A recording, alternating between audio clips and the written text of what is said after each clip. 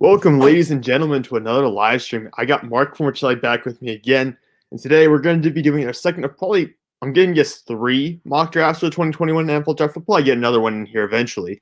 But Mark, we obviously had some very interesting trades come up this past weekend that basically destroyed all the previous work we've done so far. So we get to restart now and do it all over again.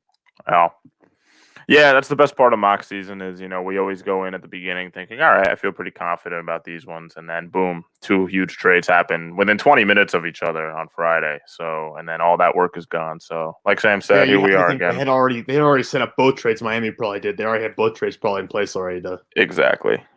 go out there and completely mess everything we've done so far up. But we're back here with the Draft Network mock draft machine. And today I'm going to be picking for the odd teams. You're going to be picking for the evens. So we're going to switch it up a little bit, see how it goes. And we're doing a full first round. We'll see if we do the second round or not, but we'll kind of play it from there. And this means you actually had the Philadelphia Eagles pick at 12, which I'll be very interested to see what you do with that. But again, trades are on because I am a premium subscriber, so you can do trades as you want to. But there's no real reason to trade here at number 1 overall. I already know I'm taking Trevor Lawrence right here. Absolutely, yeah. This is the one constant I think from our last draft is Trevor Lawrence is still going number 1. So no question about it. Yeah, I don't think anything's going to change that. But I'm guessing that you're going to have a quarterback going number 2 overall to the Jets as well. Absolutely. So we found out when those trades went down that the Jets were getting offers for pick number 2, and they weren't biting at all of them. And they were asking for quite a large haul, which tells you what they value about the pick. And I know they've said that they're still interested in Sam Darnold, and they might roll with him, but I don't believe it. After seeing his pro day, I think it's going to be Zach Wilson out of BYU. That tape is phenomenal. I don't think they believe in Sam Darnold anymore. It's no longer the GM who picked him. It's not the coach who picked him. I think they're moving on.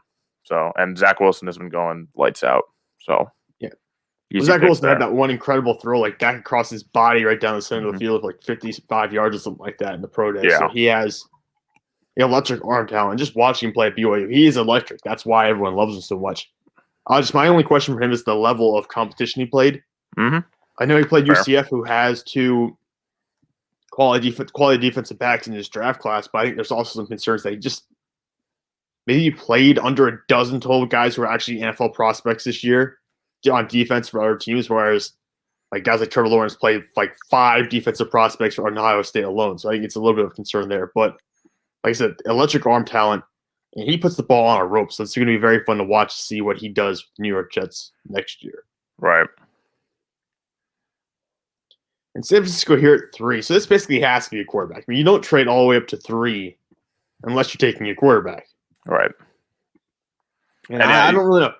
They came out and said right after this trade that Garoppolo's their guy. I don't believe that. I think that's a smokescreen because, like you just said, you don't trade up into the top 5 unless you're getting a quarterback here. I think they're going to draft a QB, but I think they're going to sit him behind Garoppolo eventually to start the year. And then when Jimmy G gets injured, because let's face it, he's only played one 16-game season his entire career, or one 50-game season. When he gets injured or when the front office just gets bored or tired enough, they start feeling pressure, they're going to put the rookie in at some point. So I think that's probably what they're going to do. Of course. And then they'll cut or trade Garoppolo after that move happens. I'm not entirely sure who I want here. I know Justin Fields, to me, is very clearly the better quarterback. But the idea of that size, arm, speed combination of a Trey Lance and a Kyle Shanahan system is very intriguing. And I think that if you're keeping Garoppolo around, it tells me you're probably more likely to take Trey Lance here because I think Lance is the kind of guy who will need to sit versus Fields is a kind of day one starter, in my opinion. So I am going to take Trey Lance here. It's not that I like him more than Fields. I like Fields better. I've said in the past. I just think that the fit of Trey Lance in the system, plus the idea that Garoppolo is going to be around there for a little bit longer, makes me think that Trey Lance is going to be the guy here. Yeah, I agree with everything you said. Justin Fields, that's exactly my thought, is that he's the more pro-ready quarterback as it is.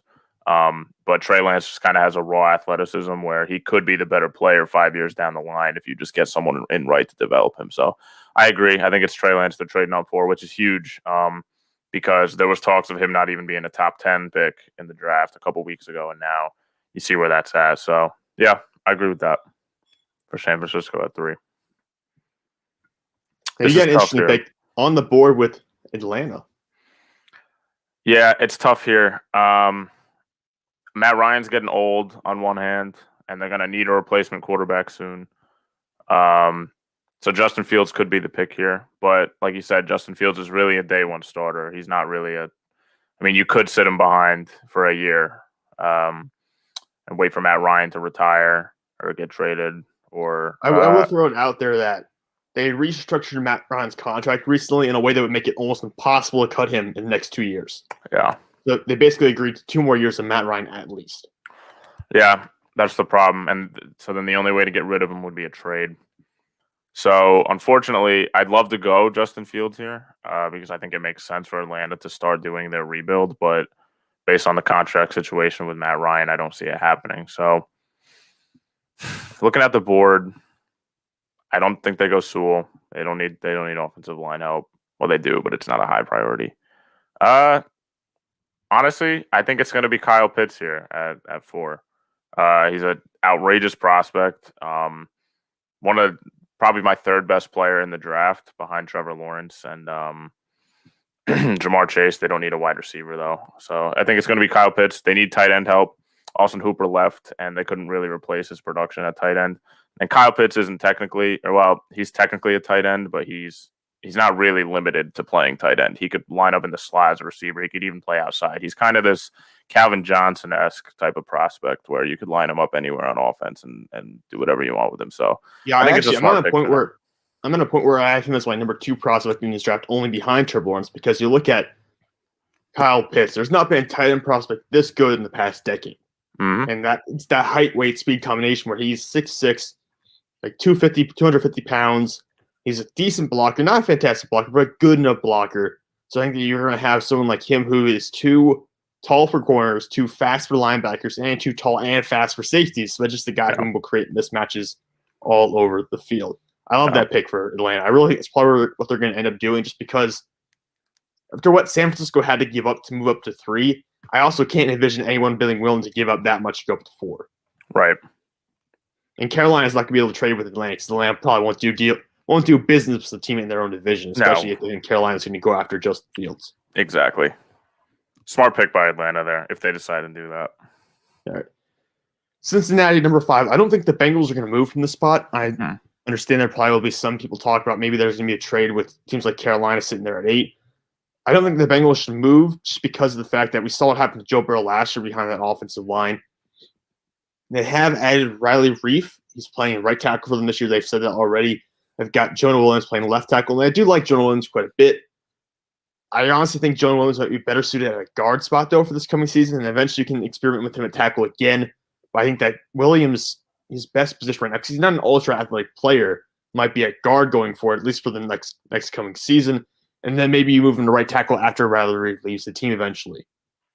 So when I'm looking at this, you got Penei Sewell, to me, is by far the best offensive tackle prospect in this class. I know some people say Rashawn Slater. I think it's Sewell, because you look at Sewell was dominating Oregon when he was 19 years old. He was already arguably the best offensive tackle prospect in the country at 19. So I have to think that Sewell is the pick here for Cincinnati. You cannot allow Joe Burrow to get hit the way he was last year. Yeah, I agree. If Sewell's there, I think they're going to take him. There is some intrigue to take Jamar Chase and kind of do that reunion with Joe Burrow and Chase there like they had at LSU. And there's reports coming out that that's what Joe Burrow wants them to do. But if I'm Cincinnati, do I want to listen to my franchise quarterback? Maybe. But at the same time, he got hurt last year due to that offensive line being not incompetent, but not as good as they could be. So you want to lock down a solid offensive line prospect. And you also have to ask yourself, what is the rarer player in the situation? The franchise left tackle kind of player who could also move into guard if you need him to, or Jamar Chase. Now, Jamar Chase is a great player. I think I have him ranked above Penei Sewell on my big board. But the issue is there are a lot of good receivers in this draft class. There's a lot of guys you can find in the second round who will still be very good starting caliber players. Mm-hmm. You won't have that at the offensive tackle level here. And Penei Sewell, you think he's really that special? I think you have to go out and get him here for sure. Yeah, I agree. Like, good receiver prospects come a dime a dozen. Offensive linemen, not so much. So, I mean, this class is good, but Sewell blows them all out of the water. So I think that's the smart move right there for Cincy. All right. Now on to the team that broke your heart, Mark. You've got the Miami Dolphins at number 6, courtesy out the Philadelphia Eagles. Yeah, I think they could trade it again, to be honest. I don't think Miami already has another pick at 18, but I don't think they do it here. in at least in our case for this mock here. The easy pick is Jamar Chase. They trade down and they can still get him at number 6, which is absolutely mind-boggling considering that they trade down and still get the player they want. But it's just the way the board falls. We've mocked Chase to him before, or to Miami before. Probably the best receiver in this class. I know Waddle is flying up boards too, but I don't like the injury concerns there. So yeah, I think Chase is going to get picked by Miami here, and they're going to give Tua, because I don't think they're trading for Deshaun Watson anytime soon. After, we'll see where that investigation goes. Yeah. But I think they're going to pair Chase up with Tua, and they're going to hope for a new dynamic duo in the AFC South or AFC East there. Sorry. Yeah, I've had some Dolphins friends tell me they think that they're a little worried that Jamar Chase is too similar to Devontae Parker and kind of more of a contested catch receiver. But I said Jamar Chase is so good that I just think that you can't really pass on him here for no receiver. I understand that Waddle is a little different, but Waddle would be a little bit redundant to Will Fuller at this point. He just signed to a one-year deal. So I think that you have a little bit of every kind of body of receiver on that roster right now. And Jamar Chase, to me, like I said, it's just too good to pass up here. He will be better than Devontae Parker almost immediately. So I feel very comfortable here, especially with how when we evaluated receivers in their receiver rankings last year. I think I had CeeDee Lamb at number 1, Jared Jeudy at number 2. Lamb ends up going out there and having the second best year of any rookie receiver out there, only behind Justin Jefferson. And if Dak stayed healthy, I think we would have seen CeeDee Lamb be a Pro Bowl caliber receiver. So I feel very comfortable that getting that one right and just looking at how he was kind of our consensus number 1 receiver last year. Looking at that, I feel very comfortable with Chase moving forward as well. That he will also turn out to be a very productive, high-quality receiver. Absolutely, and I'll tell you, they're loading up Tua with weapons here, so I don't think he really gets any more excuses at this point for this season. This is going to be his make or break season, I think. No, that's kind of similar to what they're doing with, I guess, Daniel Jones to some extent in New York. They're making it a situation where you cannot have any excuses. You just have to go out there and play well, and I think that's what they're going to see. Because if Tua struggles this year, I understand that the guys under 25, you sometimes want to wait for a quarterback to get to that 25 mark just because sometimes they do turn things around. But at some point, you're an NFL team, you're a head coach. Someone like Brian Flores, who just had a 10-win season, you don't have a lot of time here to waste. No. You have to win now. Yeah, exactly. 100% agree. Because if you miss the playoffs next 2 years, you're probably getting fired. So you don't have much room for error here. No. No, sir. All right, looking at the board now, we've got the Detroit Lions are on the board. I mean, Detroit's a team that's in total rebuild mode. So realistically, they could go anywhere here. I mean, they could do anything they want. They could even take like a Justin. This would be crazy. Like they won't, I don't think, but they could even take a Justin Fields to be crazy if we're looking at something like that. No, they could. Yeah, this is the first tough one, I think, because like you said, they could really go anywhere. Are they going to take the best player available, or are they going to go for something they really want? Or really they could need? even realistically trade back here or something like that if they really want to, but I don't know. I don't want to put together too many trades on the fly here. So looking at what we got available, I'm thinking it's probably going to be Waddle or no. I'm just going to stick with Waddle. I'll keep it simple here because there are good obviously Sean Slater at that right tackle, who I could like a lot because I think he would play right tackle for them in this situation. So they have Taylor Decker on the left side. They could also do it with the top corner to go Micah Parsons. So they have a lot of areas they can improve on here. But they lost so many receivers this year. They got Tyrell Williams and Brashad Perryman in free agency. Those are decent guys, but they're nothing special. I think Jalen Waddle will be the pick here at 7. Yeah, I agree. The 3 positions I can see them taking, if the board fell the way we have it going, I could see them definitely taking Fields. I know they traded Stafford for Goff in the offseason, and most people think they're going to roll with Goff. But if Fields is there, that's a future quarterback right there. But that's fine. Wide receiver, I agree. Waddle would be the next guy off the board. Injury concerns are there for sure. Playing time is there for sure. But he's a dynamic prospect, and if he could stay healthy, he could easily be the second best receiver in this draft. And the third position I could see them going would be cornerback. Either a certain or Farley has some injury concerns now too. I think he's having surgery before the draft. So we'll see if he drops. But yeah, I like to pick a Waddle here. I think they need to replace Galladay for a number 1 guy. I think Waddle's going to do that for him.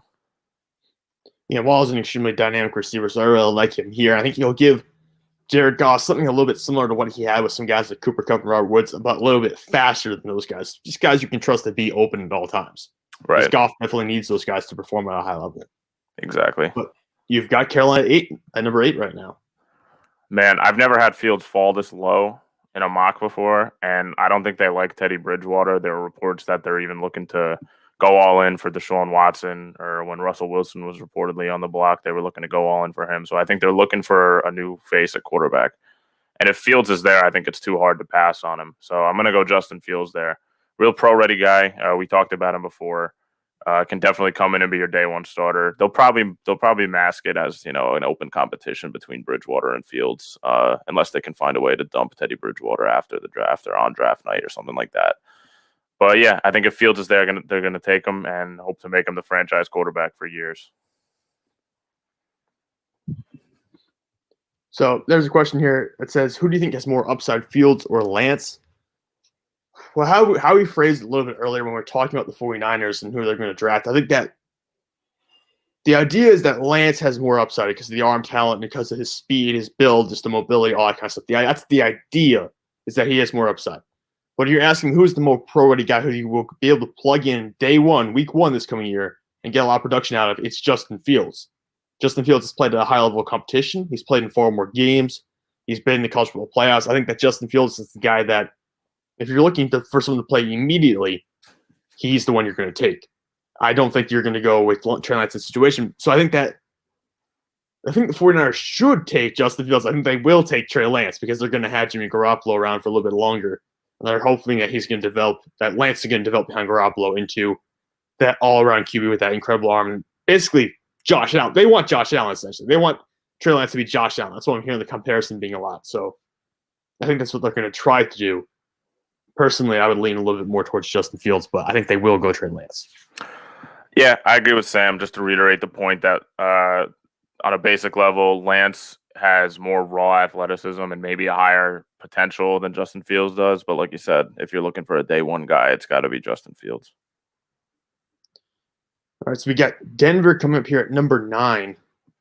Denver needs a quarterback. But they don't realize it yet. They're going to keep Drew Lock around for the long term. Not for long term, but at least for this coming season, which I think is a mistake. If you're going to swing on a quarterback, you should try to trade up here and get one in this draft, because next year's quarterback class is not going to be that fantastic. But looking at Denver, I feel like the popular pick here has always been corner. Mm-hmm. But Denver right now doesn't really need a corner. I mean, they got a couple guys in free agency this offseason. You've got Kyle Fuller on a one-year deal. You got Ronald Darby to play in your slot. You got Bryce Callahan who will probably play on the opposite side outside. So you actually have some good defensive backs here. Just looking up and down the roster, their biggest need probably right tackle. And Rashawn Slater's still here. I know we're projecting mostly as a left tackle, but he could play realistically anywhere along the offensive line. And I think I'm really torn here because I want to take – it's either him or Micah Parsons. I really don't know which one I want to take more here. I agree. I was leaning the same way. I was thinking maybe corner as well, but yeah, I think it's got to be Parsons or Slater there. It's a coin flip for me. Who do they like better is who it's going to come down to. Yeah, that's what I think. It's good, really. Who do they like better? And realistically, whoever they don't take, I think the Cowboys are going to capitalize, maybe take Slater if Denver doesn't take him here. Mm-hmm. But I think Denver, they've got some passable linebacker play right now. They don't absolutely need a new linebacker. So I'm going to take Slater here just because that versatility. I mean, he can, like I said, play almost anywhere along the offensive line. You don't get many guys like that. So even if he doesn't work out at the tackle position, you still have a really high caliber guard. Yeah, I agree. That's always been how I've looked at Slater.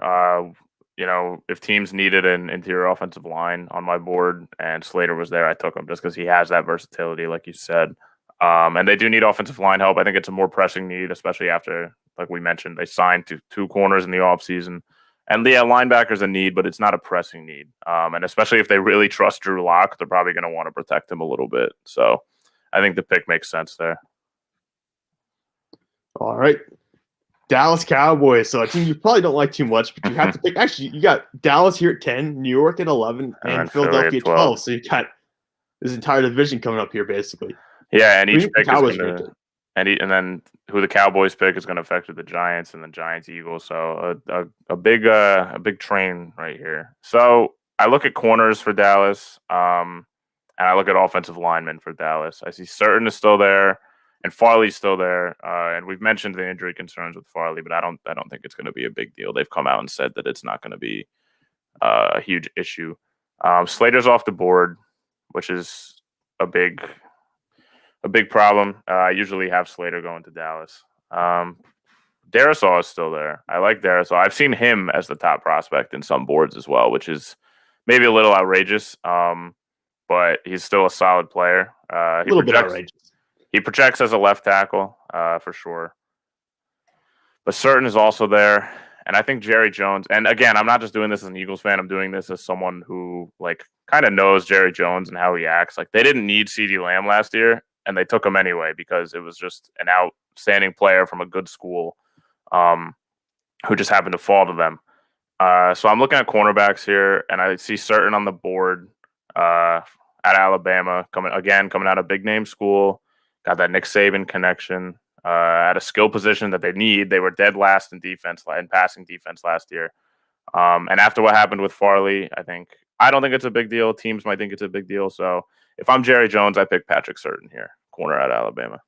Yeah, I think taking Surtain is a big plus for them because they have Trevon Diggs on the roster already. He was a former Alabama cornerback.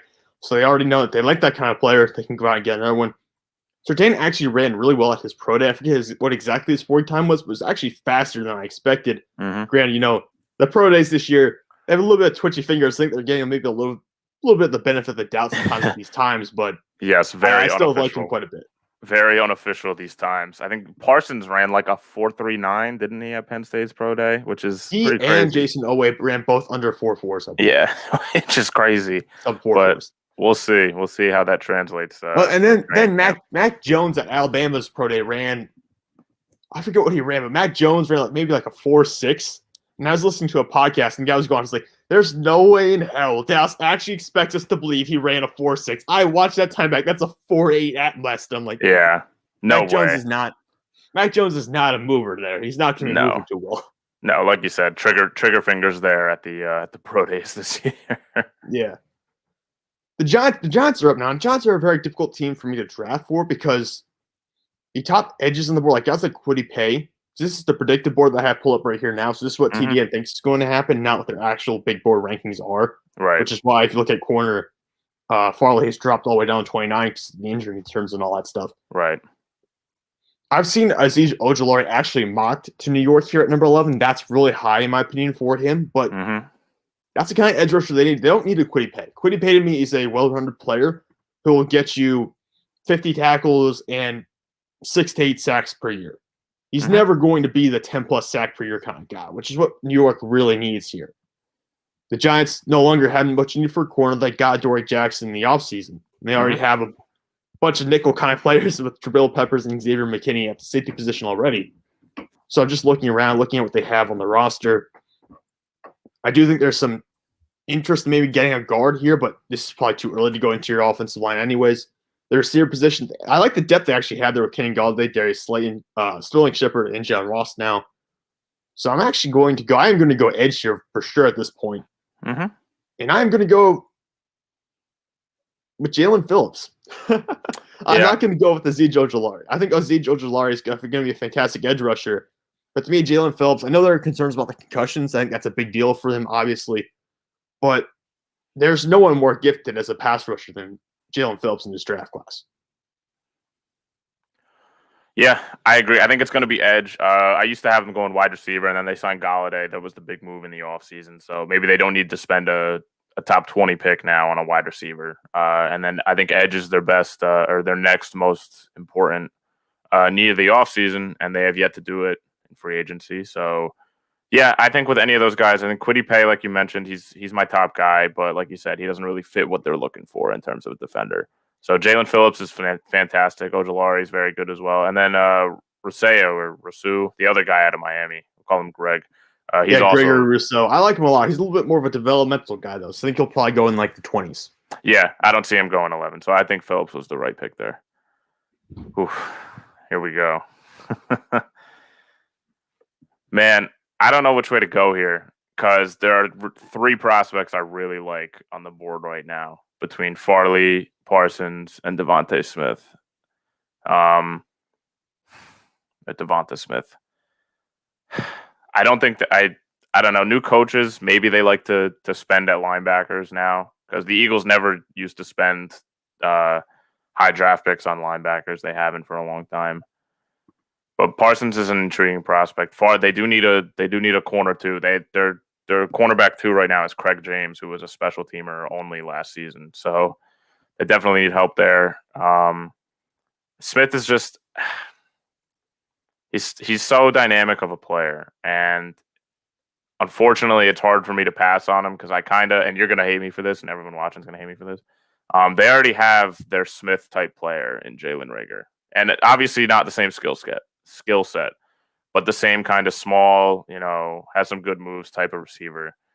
They already Did have. you just compare Devontae Smith and Jalen Rager? I did. Well, in terms of Devonta Smith is what you call a Z receiver, which is exactly what Jalen Rager is. So they can't spend another high draft pick on a Z receiver again 2 years in a row. If Chase was there, or not even Waddle, if Chase was there, I think they take him. But I think they pass on Smith here. I also don't like his size. I'm really concerned about the size. I understand, watch the tape. He was the best player in college football last year based on the tape, but we see it all the time where players don't translate to the NFL. So I don't love it. In your defense, you could probably get a top 7 receiver on day 2 in the second round. You could probably still get someone like that. So you still get a receiver for Philadelphia at some point, probably. I agree. That's why I'm going to pass on Smith here, which is going to piss a lot of people off. So then it's down to Farley and Parsons. And again, I don't think they spend a high pick on a linebacker. You can get a solid linebacker in round 2 or 3. So I think it's going to be Farley. Forget the injury concerns. I think he has more potential than Surtain does even. And he's granted, he only played 1 season, the tape that you have on him, but I think Farley's going to be the pick there. Kind of solidifies that secondary, which wasn't great last year, even with Darius Slay. So now they have a solid 1-2 punch at cornerback, so to speak. Yeah, to me, Farley is the ultimate cornerback prospect in this draft. If it wasn't for the injury concerns, I absolutely think he'd be going top 10 because he ran, I think there's a stat out there from PFF that I think brought up on their podcast that in 2019, so the year Farley played at an elite level, they tracked how fast he was running on the football field. His top speed was faster than any NFL player's top speed in a game that season. So you've got someone like that out there. Tyreek Hill? No, faster than that. Faster than Tyreek Hill. Tyreek Hill doesn't always peak out, and I don't know if they track every player's movements all the time with the NFL. Sure. But Tyreek Hill, remember, that year did not have the fastest speed anyways. So I think that's true. I think that was just – I mean, he like I said, he's not going to probably outbeat Tyreek Hill in a foot race necessarily, but I think he's going to be – he's not going to be the guy DK Metcalf can run down and stop on a pick six. Let's put it that way. He will outrun DK Metcalf into the end zone. Yeah. So I think that Caleb Farley, with that great combination of length, and he's just really good to man coverage too. So I think he's just got everything you want for a corner. I like that pick a lot for Philadelphia. But this makes my decision really easy here for the Chargers because looking at their roster right now, they don't have a left tackle. They have Trey Pitkins line up at left tackle right now. And if we're talking about protecting guys like Joe Burrow and all that stuff, then we need to make sure we protect Justin Herbert. So this is pretty simple to me. It's Christian Darrisaw. I've had this happen almost all my mock drafts at this point. Yeah. But it makes so much sense. Yeah, I agree. Like we mentioned, they need left tackle help. Darrisaw is a great left tackle prospect. Again, maybe a little bit outrageous that he's been second best, or even I've seen him above Sewell at some points. But yeah, he's still great. I think he's a steal there at 13 if you're looking for a left tackle. And then I don't think the Chargers are that far away. Yes, they weren't a fringe playoff team last year, but Justin Herbert obviously showed some promise. And I think they're going to take a big step this year, especially if they can get him some help on the offensive line. So I totally agree with that pick there. All right, you're up again. You've got the Minnesota Vikings. It is interesting here. I don't think they need DB help. I don't think any DBs are worth taking right here. J.C. Horn is good, but I see him falling into the late teens, early 20s. I think it's an easy pick here, actually. I look at the board. Vera Tucker out of USC. They need interior line help. Here's a guy who's flying up boards. My very first mock I did right after the Super Bowl. I didn't have Vera Tucker go until the late 20s, but he's flying up boards, mine included. And it's their number one need in Minnesota. So again, they're not very out of playoff contention. So they just really need, a few pieces here and there. And I think that's going to really help them jump up next season. I will say this: if Darisaw does not go to the Chargers, I think Darisaw is going to the Vikings. I think there's also a chance that Vera Tucker ends up going to the Chargers as well. So I think those I two agree. linemen right there They could might flip end up flop. being swapped around in quite a few mocks in the future. Yes, easily. Yeah, it's one or the other for 13 or 14. I agree with you there. All right, New England Interesting, Patriots. Sammy. I know Mac who Jones. I'd go. I know who I'd go, but I'll let you go. I'm going to take Michael Parsons. It's either him or Devonta Smith for me. I'm not touching Mac Jones, but easy then.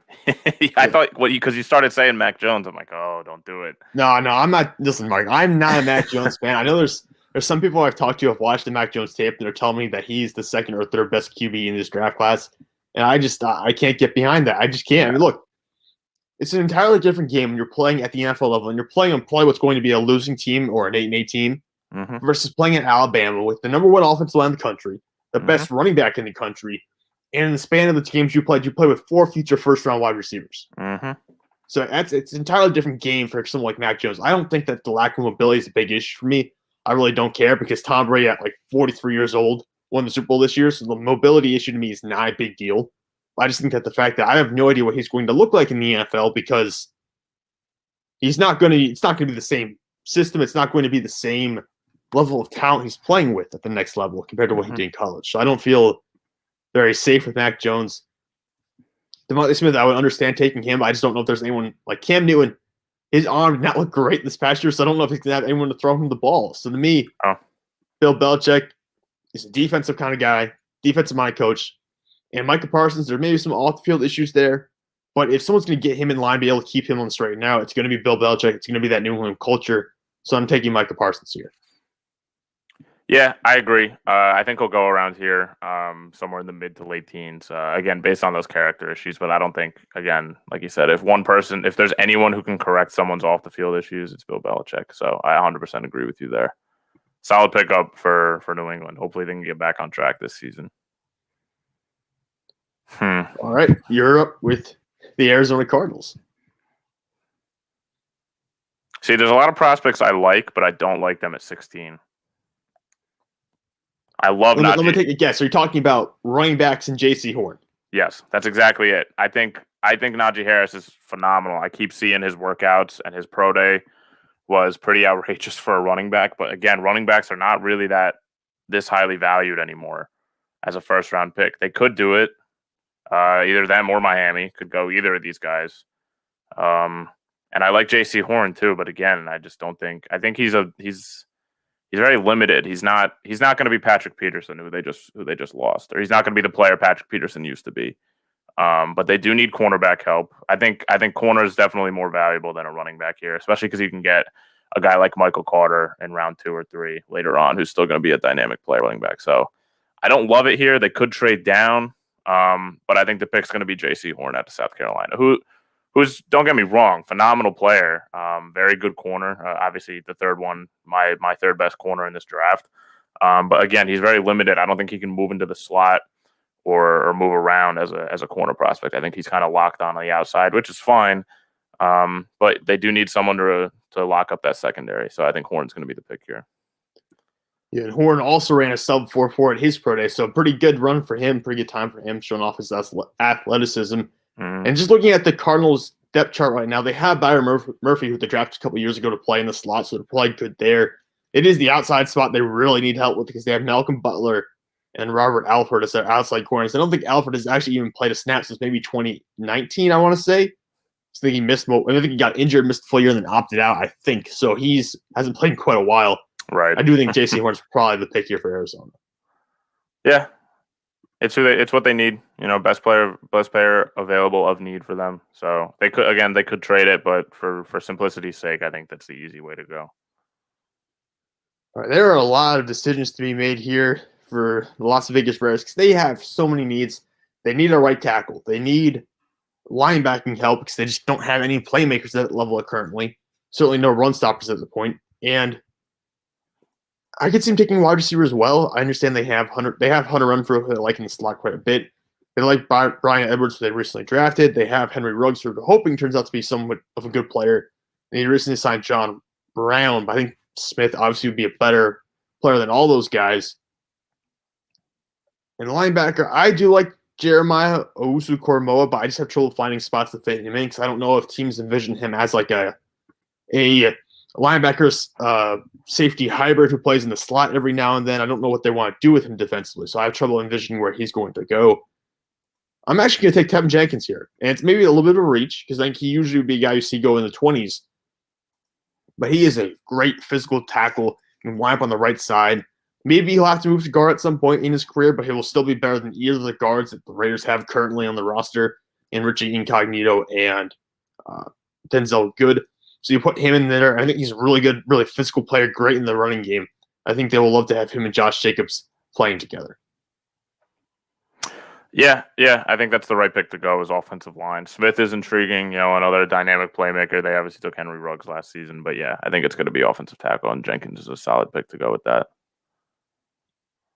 All right, well, we got Miami, the receiver, earlier on in the draft, but they're coming up here again at 18. Needs an edge, running back, linebacker. Where do you think they're going to go here? Could you imagine if they take Smith? They just double up. Double up. That's one way to completely redo your receiver core. That'd be insane. Obviously, no, I don't think they're going to do that. I like Kwity Paye a lot, and I think he is probably a player who could have gone top 10 or top 15, and to fall to 18 is pretty rare. Obviously, either one of these running backs could go here, but the thing is, if Arizona takes a running back, Miami would probably take the other one, whether it's Harris or is it Ateni? You know him. He went to Clemson. ETN. So I think if Arizona takes one of them, Miami will take the other. But if they don't, then there's no reason to reach for a running back here because you're probably no other. I'm looking at these teams coming up in the late teens and 20s, and I don't think any of them are going to take a running back. So you could probably get them in round 2. So then that's between edge and linebacker. I do like Owusu Koramoah, but again, you mentioned the questions about is he going to play safety? Is he going to play a hybrid linebacker? What's he going to be? But at the same time, Flores is a guy who I think really likes defensive kind of Swiss Army knives there. That's kind of where I see defensive schemes going in the NFL. And I think he's a good prospect. So let's do it. Let's go for it. All right, Jeremiah Owusu-Koramoah is your pick? Mm-hmm. It could be Kwity Paye too, but I think it's going to be, Owusu-Koramoah. I think it's a solid pickup for Miami. All right, now this gives me a team that I hate picking for Washington. I really do, because this is the spot, like a sneaky spot from Mac Jones, potentially. He'd come in and sit for a year behind Ryan Fitzpatrick. You have Taylor Heineke there as well. They need help at the linebacker quite a bit because of their linebacking core right now. It's probably the weakest area in the entire defense.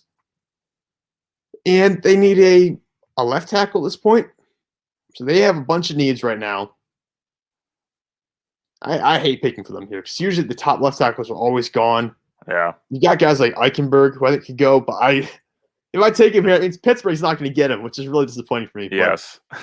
But, it might have to be what I do here because they just need a solid left tackle. And Eichenberg, to me, does not have a very high ceiling, but he's just a solid plug-and-play left tackle who will be like an Anthony Costanzo who started at left tackle for the Colts for like 10 years. Never made a Pro Bowl. Was just a quality starting left tackle. I think that's probably what he's going to be. And really, that's what Washington needs on that offensive line. Looking at linebacker, I could see Isaiah Collins going here. I would understand that because you definitely have a spot where you can plug him in your 4-3 defense. Mm-hmm. But I think left tackle, you're talking about, do you need a linebacker or a left tackle more? Which one's more crucial to your team? It's got to be the left tackle. So to me, I'm going to take Liam Eichenberg here just because I think he's the best remaining tackle in the draft class currently, and you don't want to get to a point where you're having to take one of these guys in the second or third round and bet on their development. I agree. I used to actually love I agree it's going to be Eichenberg here. I just want to comment that I used to love drafting for Washington because post Super Bowl, it was very easy. I would just trade up for Trey Lance. But Trey Lance is flying up boards where they're not going to be in the opportunity to do that anymore. And then after signing Fitzpatrick, I don't think they're going to go quarterback. Not in this round. Maybe they go with a Mac Jones if he falls to the second round, or Kyle Trask even. And then after that, there's a significant drop-off in quarterbacks in this draft. So maybe they bet on trying to get one of those guys in the later rounds, but we'll see. So yeah, I think Eichenberg, like you said, plug and play. Not a phenomenal not a phenomenal player. Like he'll probably never be all pro, but just a solid starter for years for Washington there. Hmm. All right, you got Chicago now. I hate picking for Chicago here because it's always like what could they do? Like, yeah, they could go offensive tackle. They could go quarterback. I really wouldn't want to see Mac Jones go in the first round here, but it's realistic. Um, Smith is still on the board. yeah, yeah. I don't know how we list. I don't think Smith is going to fall this far. Some team would trade up for Smith if he started falling this far, but we haven't done a trade yet. So they did. Allen Robinson signed his franchise tag. I can't name another receiver after Allen Robinson on that roster right now. So, and maybe they want to get Andy Dalton, their new franchise quarterback, some weapons there. Hey, So QB1. yeah. You know what? I think if Smith is there, they're going to take him. I think that's an easy pick to do for Chicago. Yeah, I think so too, just because Allen Robinson was already disgruntled with them last year. Mm-hmm. And now the franchise tag means he can't go test free agency. The other receivers they have, Darrell Mooney, who I believe was a rookie this year, and Anthony Miller, who was a former second or third round pick, who's going to be a free agent next year as well. So basically, I mean, look at what they have right now. They don't have many receiving options. DeVonta Smith comes in, and immediately you have two good receivers in Smith and Allen Robinson. For Andy Dalton to maybe throw the ball to, who knows what's going to happen with him? Yeah, but we'll see. But yeah, I think, like you said, if he's there, they're going to snag him. It's too good a deal to pass up.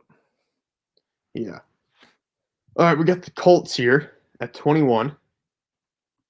What do I usually do with the Colts? I keep trying to remember what I usually do with the Colts in these situations. I think I have them trade down quite a bit because it's an interesting spot for them to be at. They signed, I believe, Sam Tevy to play left tackle from the Chargers, but he's not a good left tackle, so they could swing there. But looking at the board, I don't really trust any left tackles. I don't want to draft the left tackle here at 21 right now based on who's available. Looking at the Colts, I think they got Xavier Rhodes back, so they have some corner depth at the very least. I don't know. The Colts are an intriguing team to pick for here. I disagree with not taking. Like, I like Jalen Mayfield a lot. Again, he's not a very high ceiling guy, but he's versatile because he could play either side on the offensive line. I don't like Cosme that much. I think he's ranked way too high. I don't even have him in the first round anymore.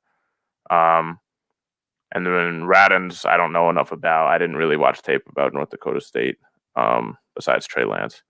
So yeah, I mean, for me, it's either a trade, offensive lineman, or a wide receiver. I don't see them going corner here, but it's your pick. I'm gonna let you do your thing.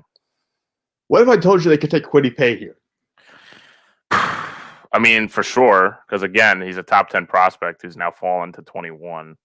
So yeah, I'm gonna read you their starting defensive ends this coming year are Isaac Rochelle and Tyquan Lewis. Couldn't tell you who those guys used to play for. So I am going to take Kwity Paye here. I understand there's some tackle concerns there now, obviously, but I think you could there are still some veteran guys floating around for agency, and there will still be someone available in the second or third round here if you really want to get someone like that. I understand you like Jalen Mayfield quite a bit, but he started like 14 games in his career at Michigan. So there are some concerns with the sample size there. And again, Kwity Paye available. They just lost Justin Houston and their other starting defensive end in free agency. So I'm pretty sure you need to get someone in there to play on the defensive line with DeForest Buckner. I'm going to take Kwity Paye here. Yeah, I didn't even say this before, but again, the Colts are kind of in a situation where maybe they just take the best guy available on their draft board. They don't really have, I mean, they're a solid all-around team, maybe a couple gaps like we mentioned on the offensive line, but if Paye is there, that's, again, like I said, a top 10 prospect falling to 21. So, yeah, I think that's a solid pick for them. All right, Tennessee. Tennessee's also intriguing. Kind of the same issues that I could see with Indianapolis. Corner is a big one. Wide receiver is a big one. They did lose Corey Davis to the Jets in free agency, so maybe they need to replace him or even offensive lineman. So I look at the corners here, and I don't think any of them are worth a first rounder. Eric Stokes is probably my next best on my board. For some reason, Greg Newsome is flying up boards. I don't really know why. Did Northwestern even have their pro day yet? I don't think so. So yeah, I don't know what the reason for that is. I like Rashad Bateman a lot out of Minnesota. I really think he's a good receiver. And man, but I'd love to go offensive lineman as well. But you know what? No, I think Bateman, again, best player available for Tennessee here because they're still a playoff team regardless of who they pick here. So if Bateman's there, if Bateman doesn't get picked by Chicago or Indy on draft night, I think Bateman's going to go to Tennessee. I think that's a good pick for them. Yeah, he's a good replacement for Corey Davis. Now you have him and A.J. Brown. Mm-hmm. Certainly makes him a lot better. I lied, actually. Northwestern did have their pro day. Greg Newsome, 4.37 40-yard dash.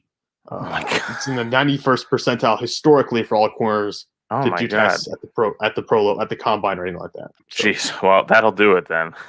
But yeah, I think even with that, I think Bateman is a very good prospect, and they need someone to replace Corey Davis, who wasn't a great number 2 receiver. I think Bateman is already a better number 2 receiver than Corey Davis will be. And Davis did have around 900 receiving yards last year. I think it was really his best year by far, I believe, which is why he got paid by New York so much. So that's probably why they're going to get after him. Looking at the Jets, I mean, they could take a receiver here, but they have a bunch of mid-level guys. I'm interested to see what Denzel Mims becomes in the second season. They obviously paid Corey Davis. They're paying Jamison Crowder a lot of money. The offensive line is a bit of a concern. I think they have enough maybe there on the offensive line to not use a first-rounder on that spot, even though we have Jalen Mayfield and Sam Cosmi there who might be able to slot in and play right tackle. Immediately, I think the bigger concern, if you're New York, is you're on the edge because you're going to be playing a 4-3 defense now with the new coaching staff coming in. You already have Carl Lawson, your one defensive end, so you maybe go out try to get another defensive end here. Can see that. I think the biggest concern has to be corner, though, because looking at the corner depth chart currently, you have Bryce Hall, he drafted in the 5th round last year.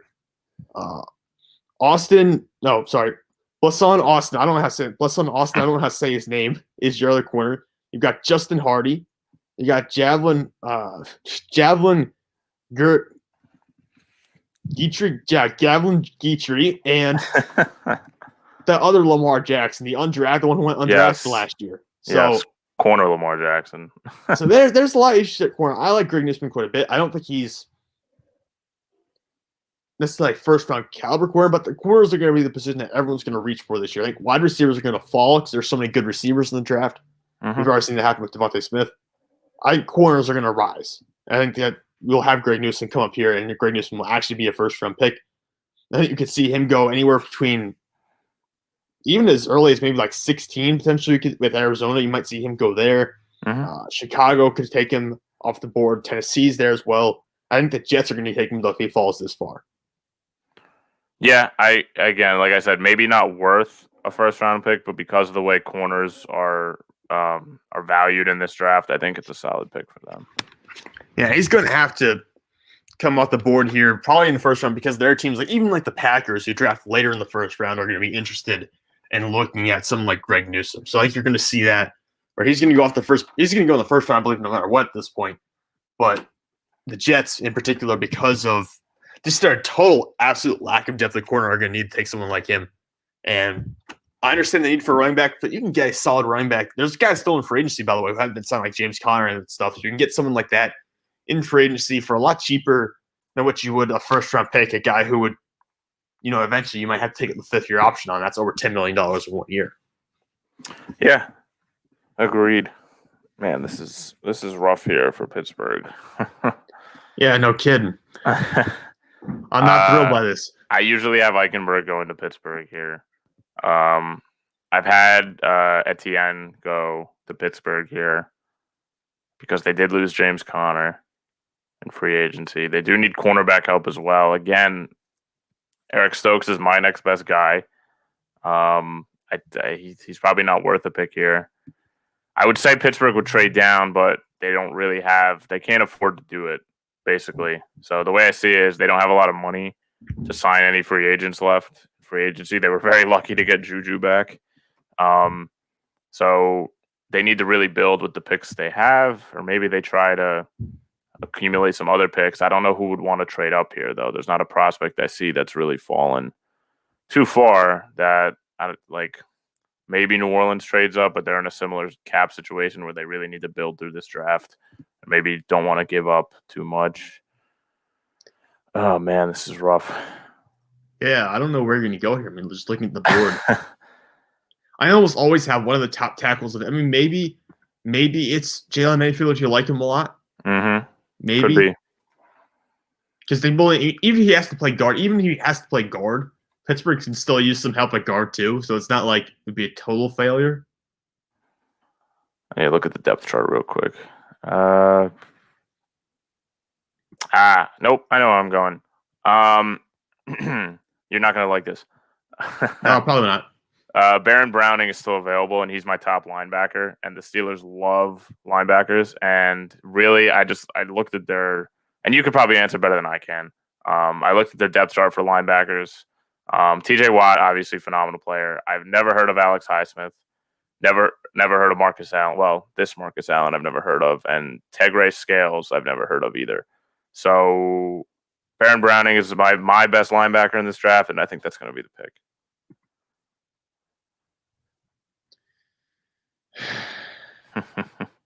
And yeah, I know they say he fits in a 4-3, which the Steelers don't run. But a will linebacker in a 4-3 and a will linebacker in a 3-4, pretty much they fit the same role. All right, Mark. Okay.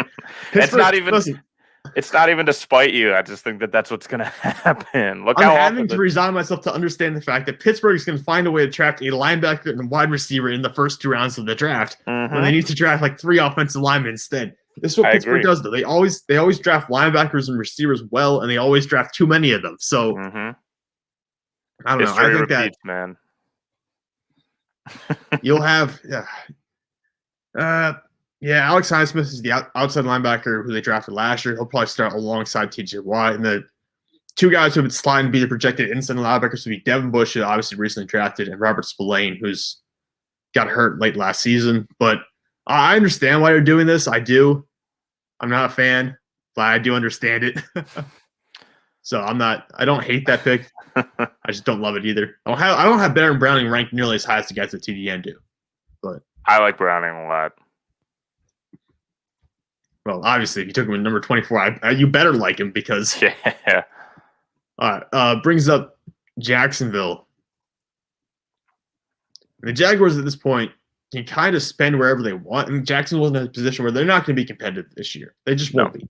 Maybe they win 4 or 5 games, which will be nice. If they get to 6 wins, I think that's probably a win for Trevor Lawrence's first year. Mm-hmm. Looking at what they have on the roster, I think they could just take pretty much best player available. I think they could do that. Obviously, Najee Harris and UTR there. I wouldn't use a pick on either of those guys. You have James Robinson, doesn't really fit the system I think Urban Meyer wants to run. So you might see James Robinson be traded or even be phased out of the offense at some point this year. But just looking at what is left on the board, you got some edge rushers, but they just drafted Kayvon Chase on the first round, I think, last year. They have Josh Allen, who's a former first-round pick, so they're not going to be going edge here, in my opinion. Corner, they fixed a little bit by taking Shaquille Griffin in free agency. They drafted C.J. Henderson last year as well. I think safety is the biggest area of need right now, and the top safety is on the board. You hear this get mocked all the time, Trevon Holland to Jacksonville at 25. Or that just makes sense to get Trevon Moehrig here. Who did I say? I said Javon Holland, didn't I? Yeah. All right, I meant Trevon Moehrig. I don't know why I thought you meant. Yeah. Yeah. No, he gets mocked here all the time. It just makes sense, though. So I'm going to take him here. They do need some tackle help. I think we can get that in the second round. And wide receiver-wise, and you'll figure that out. There's a lot of good receivers in this draft class.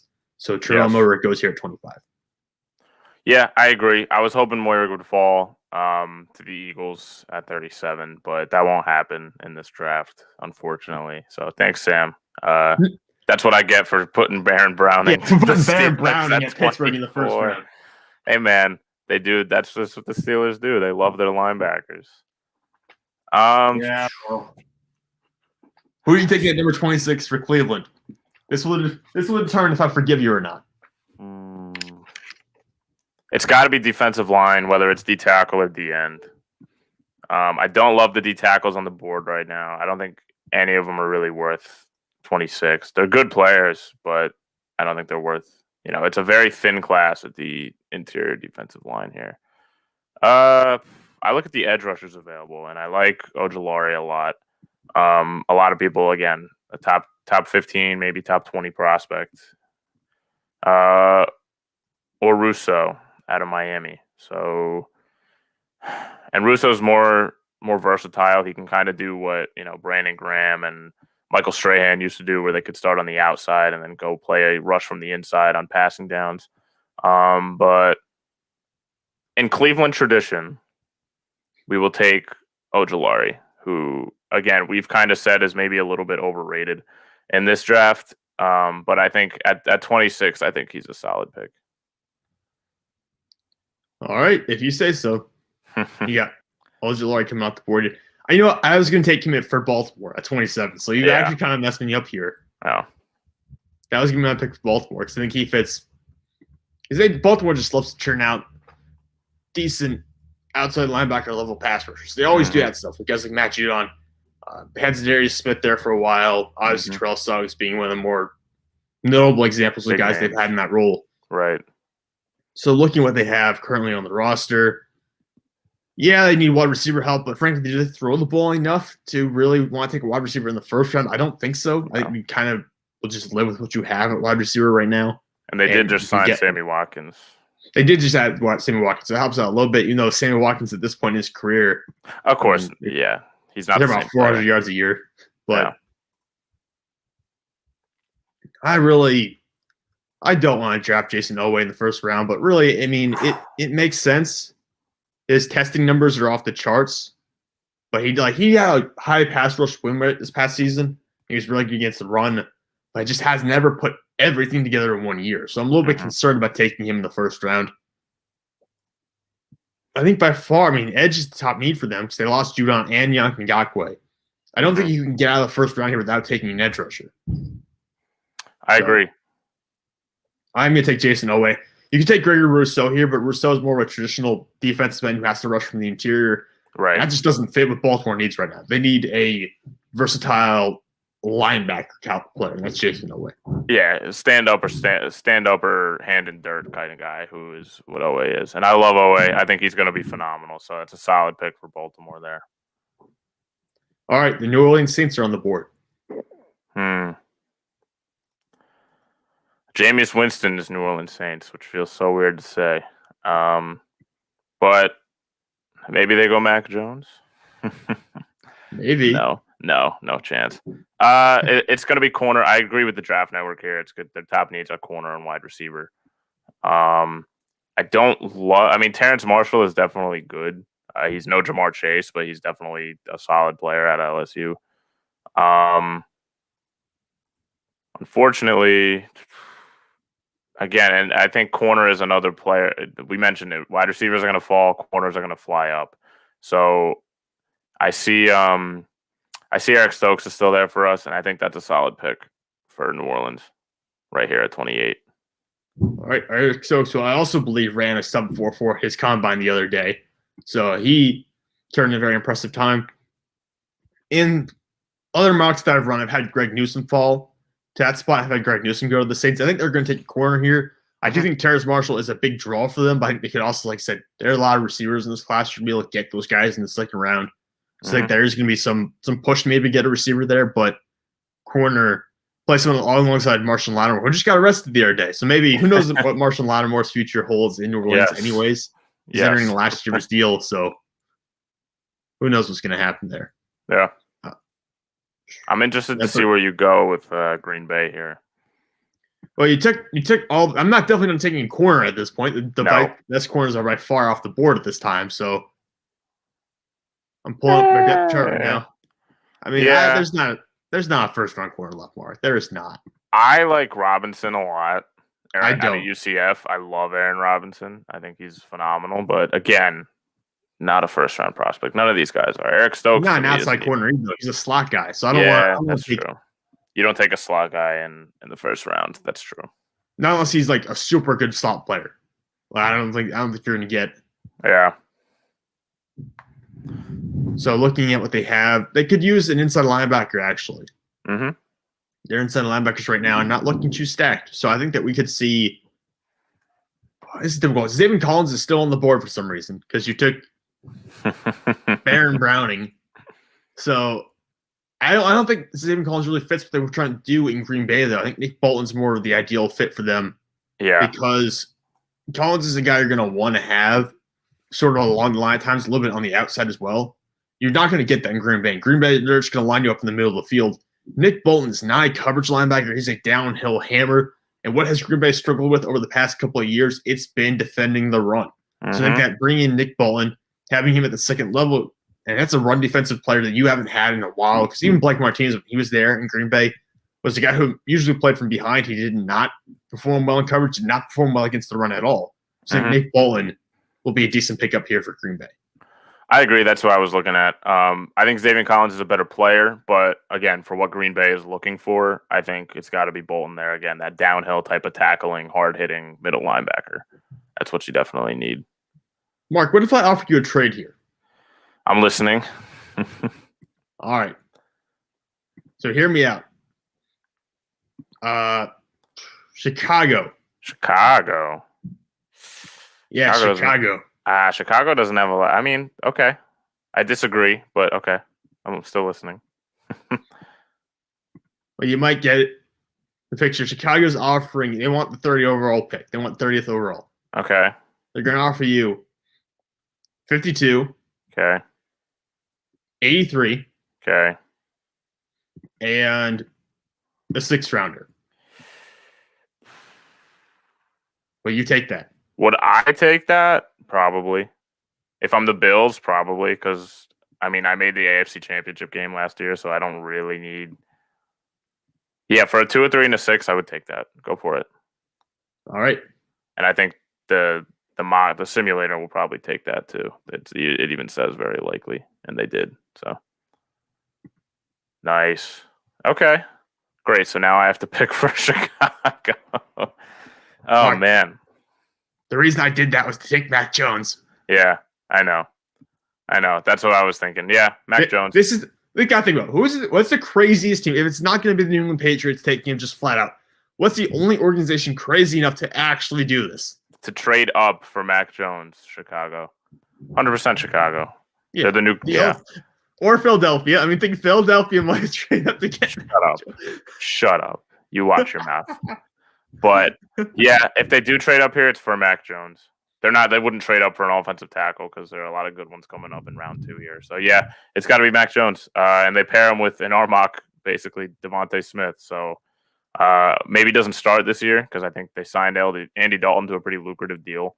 So it'd be dumb not to play him. But yeah, if they're trading up, it's for Mac Jones. So I agree with that. Yeah, Mac Jones. I'm sorry, I kind of jumped there and stole your pick, but I just felt like it was too. I can't see Kansas City or Tampa Bay trading back, honestly, just because they want to grab as much talent as possible to win right now. So, yeah, and to be honest, I don't know who I really would have taken with Buffalo. So I probably even say it worked out for both of us. Yeah. So looking now, you laughed at me last time. I did something here, and you laughed. But now it's not so crazy. I took an. What did you do here? I forget what you did here. I took Leatherwood because he was ranked higher last time, but I think now there's a much better player available.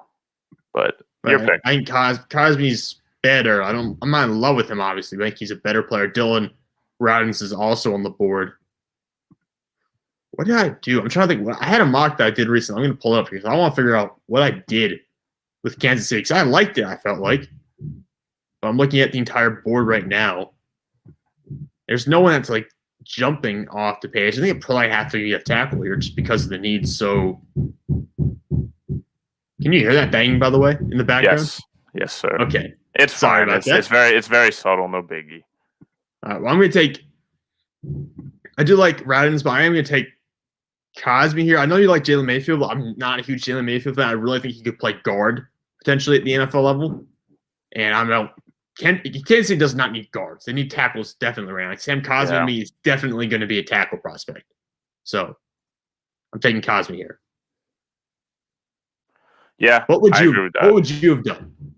I would have taken Mayfield or even because I think they need offensive line help in general. I would have taken Landon Dickerson at Alabama. He's kind of a guard center prospect hybrid. Really, they could go wide receiver. They did lose Sammy Watkins, who really didn't play that much last year. They have much better weapons in Tyreek Hill and Robinson and Hardman. So probably not a wideout, but yeah, I think tackle was the way to go there. I would have done Mayfield at better prospect again. Didn't play a lot. A lot of time for Michigan, but yeah, I do think he's a better prospect. But I don't hate the pick there for Cosme. I think it's okay. It gets a B in my book. But As long as he's a solid starter, I think that's enough for Kansas City right now. They just need someone to replace the 2 tackles they just cut. Yeah, they don't need much. All right. What do you do for the team that lost no starters and won the Super Bowl? This is the confusing one. You kind of go almost anywhere. I've seen them take like Travis Etienne here. It'd be a total upgrade at running back. I've seen them take in Radins or a tackle. I've seen them take in Barmore here. It's all over the place. I'm gonna go D tackle, but I'm not gonna go Barmore. I'm gonna go. I don't know how to. Levi Onwuzurike. Onwuzurike out of Washington. He's because they have Ndamukong Suh. They don't need a plug-and-play starter on the defensive line, and he is a developmental prospect. Barmore is more of a plug-and-play, starting type of guy. And I think Onwuzurike has a higher ceiling than Barmore. It's the same argument a little bit with the Trey Lance and Justin Fields. So, again, I think he's a better developmental player, so I'm going to go with him. All right, that concludes the first round. I guess we can speed run the second round here once we're already over an hour. So if you have time, we'll speed run this a little bit quicker. Yeah, let's do it. I would take Barmore, by the way, still over on Onwuzurike, but I can understand if he's not going to start immediately, which he won't, because you have Vita Vea and Ndamukong Suh. And Suh, I think, has the record for most consecutive starts right now among all NFL players currently. So I can see if you're not going to be benching Suh for a rookie, I think he'll definitely be able to play up Levi Onwuzurike in the future. Jacksonville at 33. Looking at the board, Terrace Marshall Jr. is a little bit too similar to DJ Chark, in my opinion, so I don't think they're going to go there, even though I can understand if they would want to add receiving threats around them just to help out Trevor Lawrence quite a bit. We've already had – who do we add? We had Lawrence, we add Trevon Moehrig, so those are 2 guys who picked up already. Looking at the board, this is going to be crazy. You might not like this. But, you know what? I'm going to change it up. I'm going to go with Travis Etienne. A running back? Yeah. No. After a running back who just broke all the records last year? Oh, my God. After Robinson had a great rookie season. I don't know. I mean, it's your pick, man. You can do what you want. I won't. No judgment. It's hard because Robinson really, like I said, really does not fit what I think Urban Meyer will try to do. I mean, look at Philip Lindsay. Philip Lindsay was a 1,000-yard rusher back-to-back, and they ended up just not tenuring him after 3 years because that's true. These guys get phased out quite quickly. I think a look around. Mayfield's still on the board, though. And I do agree that at this point, with Ryans and Mayfield on the board, Jacksonville Jaguars really need help at right tackle. I think you know what? I'm going to take Mayfield here. It's really both those guards. I think both their guards are free agents next year, and Jawan Taylor at right tackle has not been good. So I'm going to switch up here. I am going to take Mayfield after all that because they just need help on the offensive line somewhere, and Mayfield will be able to play and start somewhere along the line. I don't know where, but he will have a role as a star going forward. I agree with the pick there. Maybe they do go running back because that's a great point. It's a new coaching staff now. But I think offensive line is a more pressing need for them. This brings us to the Jets. Don't love. Maybe they go running back. It's very possible. Maybe they go wide receiver. Terrence Marshall is still there. Or Russo. 3 great prospects there for the Jets. Who's even the starter for next year, a running back? The guy they drafted last year, I think, is LaMichael Pirine, I'm pretty sure. Yeah, who's okay.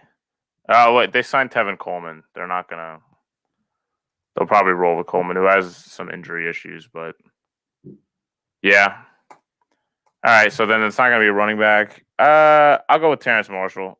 I think, like you mentioned, they did sign a lot of mid-tier, maybe no true number 1 option wide receivers. But I think if he's still there, they're going to take him. I think that's a solid pick for the Jets. Yeah, I think he really is a first-round caliber wide receiver. It's just that And I think they're going to fall this year because there are so many receivers, and the last couple of classes have been stacked at wide receiver. So it makes life a lot easier when going to choose those differences. All right, Atlanta's up. This makes my life a lot easier. Atlanta needs edge rushers. Atlanta's not been successful at developing edge players in a long, long time. They also could use basically everything else: linebacker, running back, corner. There's a bunch of needs here. Yeah, they get everything but wide receiver pretty much at this point. But looking around,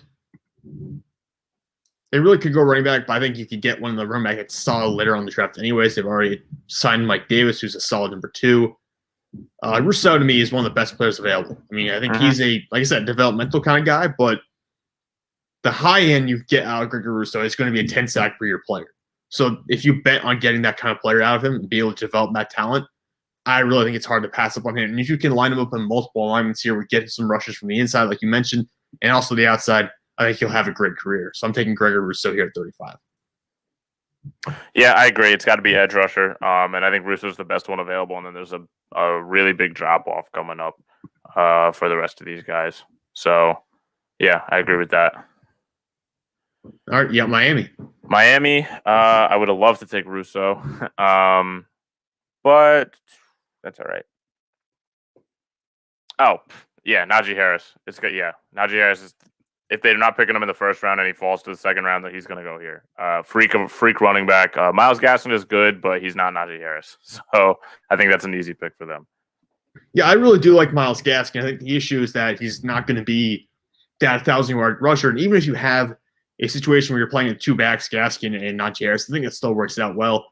And Harris, to me, good contact balance, able to play through hits and still get extra yards. He's not going to be a home run hitter. He's not going to be as fast as Travis Etienne, but he might have better hands. He might be a better receiving back. I think there's just a lot of versatility with him. You can even line him up out wide like Pittsburgh used to do with Le'Veon Bell. I think you can do something like that. So there's a lot of time picks. There's a lot of reasons to love Najee Harris. The only reason I don't think he's going to go in the first round is because the NFL has kind of devalued that running back position a little bit. Oh, I get Philadelphia here. Where do you go with this, Sammy? Kyle Trask. No, I'm kidding. Yeah. Yikes. Yeah, that'd be a no-no. But so what you went? You went corner for Philadelphia. We did Farley in the first round. All right, so it guarantees I have to go receiver here pretty much. And it's not like the best receiving board possible, but I disagree, but that's okay. It's your pick. I'm not going to step on your toes here. If you would trade, I wish you would just hurry up and trade Zach Ertz. Because if you trade Zach Ertz away, I might take Pat Freiermuth. But there's no guarantee you're going to trade Zach Ertz now. So I think he's a draft day move, and unfortunately, I don't even think he's going to be a day 1 draft day move. Maybe not even day 2.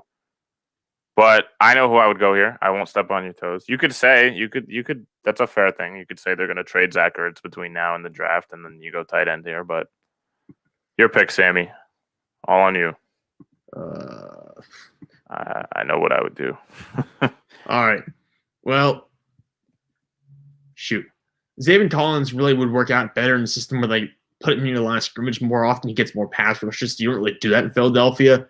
The linebackers in Philly are better off being coverage based than being because you've got a good defensive line, so you don't really need to have that much. Looking at who would you go after? So I'm probably taking a wide receiver no matter what. I'm probably taking. Do you want me to tell you who I would go with? Yeah, who would you take? Creed Humphrey. Really? Yes, Creed Humphrey or Landon Dickerson. Or Landon Dickerson. Jason Kelsey's getting old, and they need someone to replace him. So Creed Humphrey's a left-handed center, but he did play at Oklahoma, and they've got that connection there with Jalen Hurts. So that's what I would do.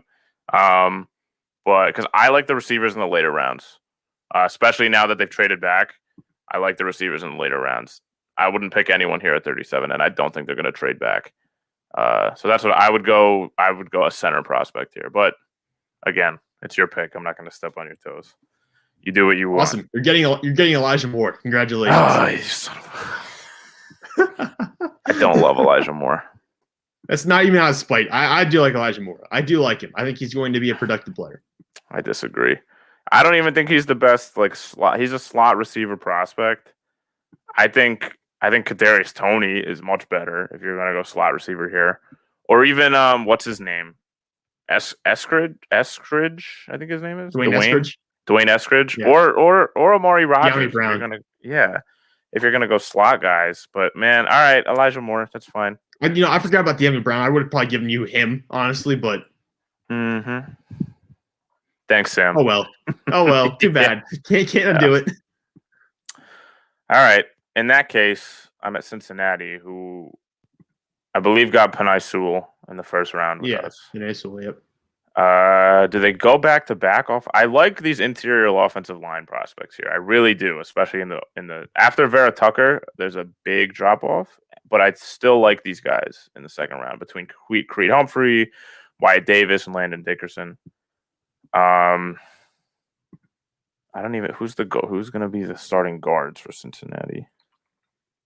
Michael Jordan and Quentin Spain. Interesting.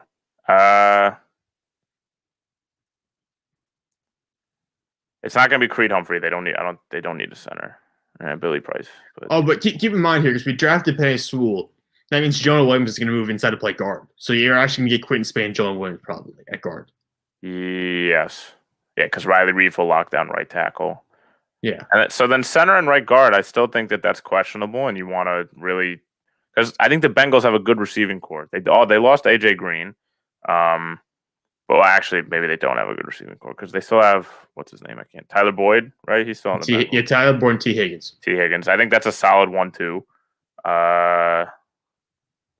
Yeah, I think it's the thing with left-handed center and Creed Humphrey, who's very talented. It's very interesting. Wyatt Davis is good as a guard, especially as a right guard, which is what I think they would need someone to come in and play. Yeah, I'm going to go with that. I'm going to go with Wyatt Davis at Ohio State. Keep him in the state of Ohio. Okay.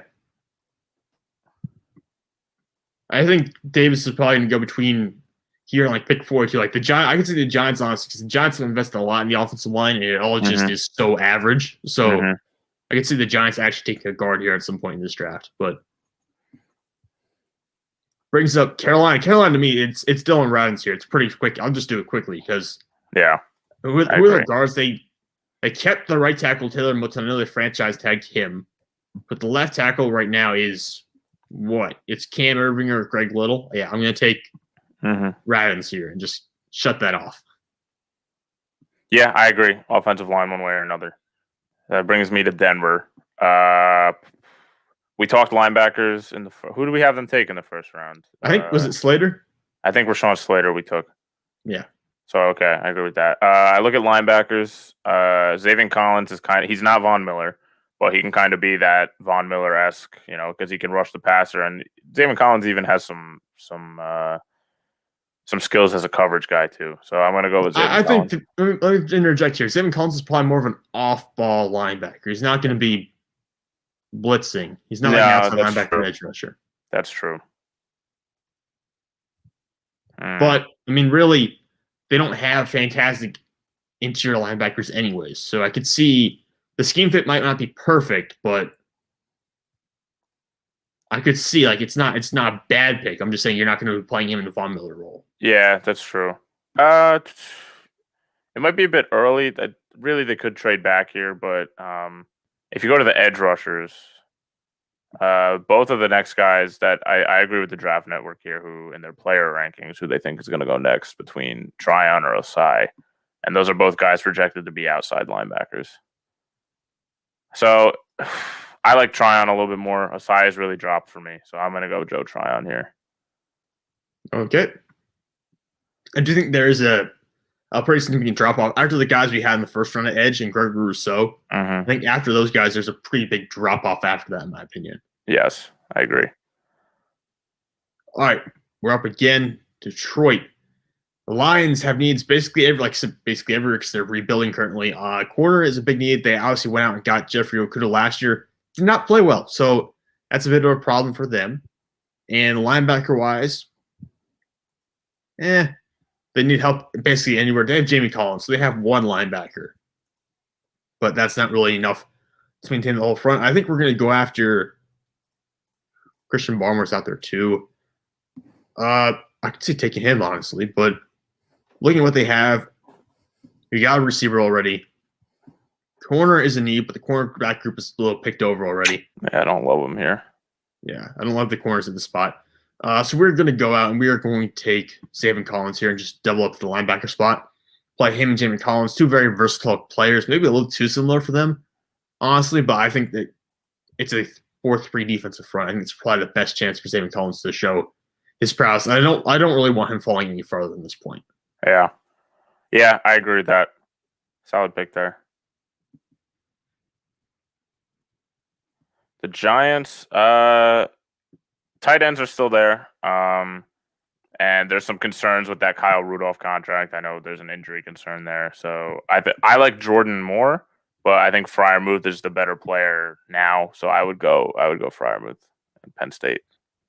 All right, Pat Freiermuth coming off the board here. I think they did send that contract, by the way. So he is officially on the roster. But there's some he might have some foot surgery. So yeah. And Freiermuth is much more consistent, I would say, than Evan Ingram. He's not going to drop passes the way Ingram does. Exactly. All right, 49ers. Offensive line, pretty solid. I mean, the guards are not very talented, really. It's like in Thompson and Justin School, but they don't have to be, considering the zone blocking scheme they run.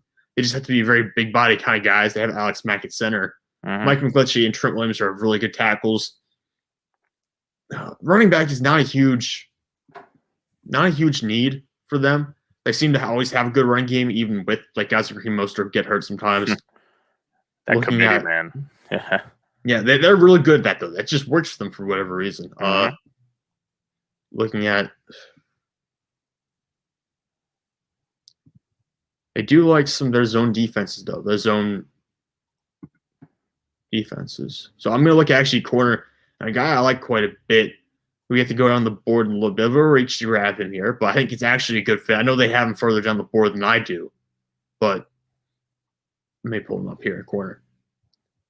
Ifeatu Melifonwu to me from Syracuse. Mm-hmm. I think he's 6'3", over 200 pounds. Yes. I like him a lot. I like him in the scheme that they run in San Francisco. I think he's a great player for them. I know they re-signed a lot of corners. They were going to lose this offseason, but they're a bunch of one-year deals. So realistically, they're going to be in the cornerback market next year again anyways. Like Melifonwu gives you a guy who will be a consistent starter for you. And even if not playing a lot of time this year, next year he'll be a big deal. Yeah, I agree with that. I think it's going to be corner here. And yeah, a solid corner at 6'3" and over 200 pounds to really run that zone defense. Who do I want to do with Dallas here? It's not what you want to do to Dallas. It's who you want to take for Dallas, Mark. You're trying to help them out here, remember? Man, do I double dip on Alabama prospects? Because I really like Landon Dickerson, and Zach Martin is old, and I'm looking at the depth chart, and I don't know who Connor Williams is. He's been there for a couple of years. And I think he tore his ACL, actually, last year. So I don't trust that. And again, if I'm Jerry Jones, I love my big-name college prospects. So I'll go Landon Dickerson here. All right. At 44. Back to Jacksonville. All right, Jacksonville Jaguars. I might still go running back here, honestly. I'm really thinking about it, Mark. It's really Kadarius Toney's out there. That might work. I could see a Kadarius Toney pick up here in the second round. And didn't we go wide receiver already? No, we didn't. We offensive tackle. That's right. So looking at what they have, I'm going to say the offensive line's done. I'm going to say the offensive line is good for now, so I'm not going to address that again. Maybe can never have enough corners, but I'm not in love with any of the guys that are left on the board at this point. I am with one. It's just too early to take him. But you said you like Aaron Robinson. Not who I was thinking, but yes. You think about Asante Samuel Jr. or Elijah Molden. It's one of those two. Neither of those. No? Guys. I love Paulson Adebo out of Stanford. I think. Oh, he's a third-round pick. Yeah, exactly. At best, he's a third rounder. So. All right. I know who I would go here. Would Jake Rondell Moore here? I wouldn't go receiver. I really like Brevin Jordan, and I don't even know who the Jaguars tight end is. They had Tyler Eifert last year. I don't know if they cut him though this offseason. They did. So it's Chris Manhertz and James O'Shaughnessy. So that's what I would do. I would lean. It's got to be tight end or wide receiver, but I leave it up. I'm just pointing up the trade menu because I want to see when the next Jaguars pick is. Just hypothetically here. Oh yeah, that's fair. It's at 65. I think you would get Brevin Jordan at 65. Honestly, probably looking at these. Yeah, looking at the picks coming up. So I'm going to take Travis Etienne here. I'm still going to take Travis Etienne. Oh my goodness. No, that ruins my picks coming up. Okay. It's okay. Patriots. They took Micah Parsons in the first round. It's too early for a quarterback and Kyle Trask. Wide receiver, they still need wide receiver help even after taking N'Keal Harry? That's his name, right? Yeah, he has not been very good for them at all. Who do I like here? I like Tony, honestly. Kind of reminds me of Julian Edelman a bit, where he could kind of play anywhere on offense. Yeah, I'm gonna go with Kadarius Toney. That's an interesting player. I think he'll be good, but I just don't know how what his role will be immediately in the NFL. I think he could take a year or two to get to the point where you'll feel comfortable with him. Yeah. All right. The Chargers on the board. I feel like the defensive backfield is a big issue for them. I mean, I'm going to say the offensive line is fixed for now and just move on from the offensive line. Mm-hmm. We'll just roll with whatever they have at this point. Wide receiver, not a huge need. I mean, they were perfectly fine last year with what they had. Even though they might need a third guy or a slot guy. But edge, they have to replace Melvin Ingram. Ronnie Perkins is there. Osai's there. They're more – I like Osai as a linebacker. Mm-hmm. So I don't think that would really fit. They need a defensive end kind of player.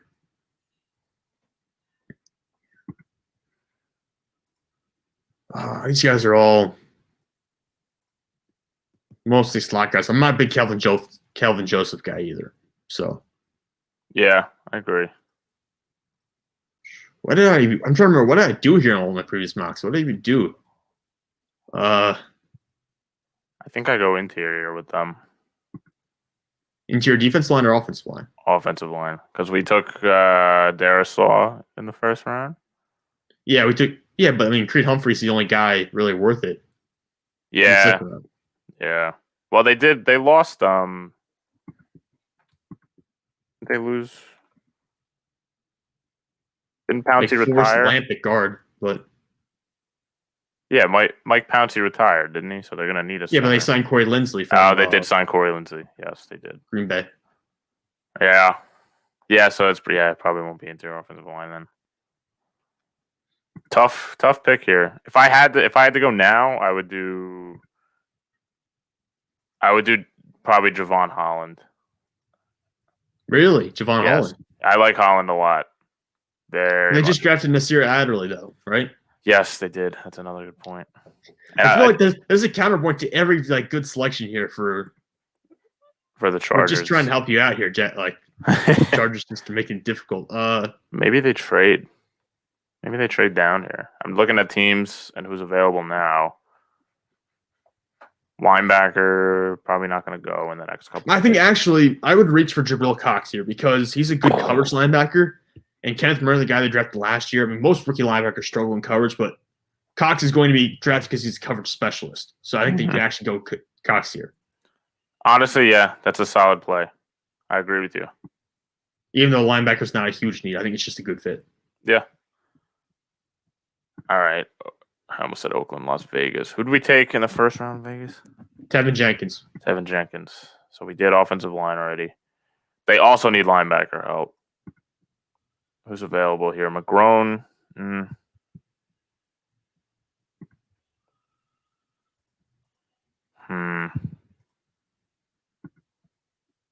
Yeah, McGrone is really the last linebacker I would take in the second round. Green might be a bit of a reach. Yeah.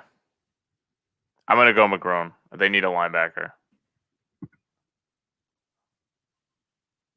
Yeah, they need someone at the linebacker low. So they know they tried to get I can't remember his name now, from Corey Littleton from the Rams. They tried to go and fill in last year. It just didn't work out for whatever reason. Yeah. All right. Ooh, Arizona. Javonte Williams is more a power runner, though. I don't think Arizona really runs a power run offense. So yeah, he would fit better in like Buffalo or Miami or somewhere like that. Who's the other running back? Michael Carter, right? Yeah, it's a little reach to get him in this early in the round. I agree. I think that. Man, actually, this is tough. The end of the second round is always really tough. Looking around. And we already grabbed a corner for them. You don't need a slot corner for them. No. Who are their safeties? Their safeties are Buda Baker, and I'll leave the safety group alone. I think they got some decent ones back there. Offensive line, you could go interior offensive line, but there's really just no one to pick at this spot. No, they already have Rodney Hudson at center, who's solid enough.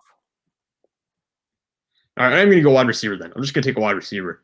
And Rondell Moore's there, De'Ami Brown's there. I like both those guys. They're just smaller slot receivers. They can replace guys like Andy and Isabella or Christian Kirk who've not done a great job so far. And I know Moore, it's the injuries, and he wasn't asked to do a lot at Purdue, but I mean, it's Cliff Kingsbury, man. Cliff Kingsbury's going to think he can make something out of anyone. So, true. I think I'm going to give Rondell Moore to the Arizona Cardinals. Yeah, they'll find a way to make him work. I agree with that. All right, Miami Dolphins. Back to Miami. So we took Chase. Who did we take in the first round? Chase. We took Harris in the second round. Chase and who was the linebacker? Was it?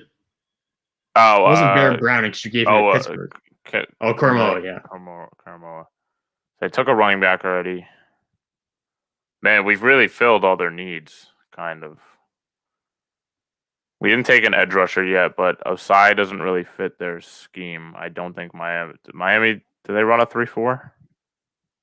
They do run a 3-4. They do run a 3-4. Oh, okay. Well, then Osai would be a good pick there. And then interior offensive line, they don't need a center. So, let's go with Joseph Osai. I think that's a good spot for him. All right, there we go.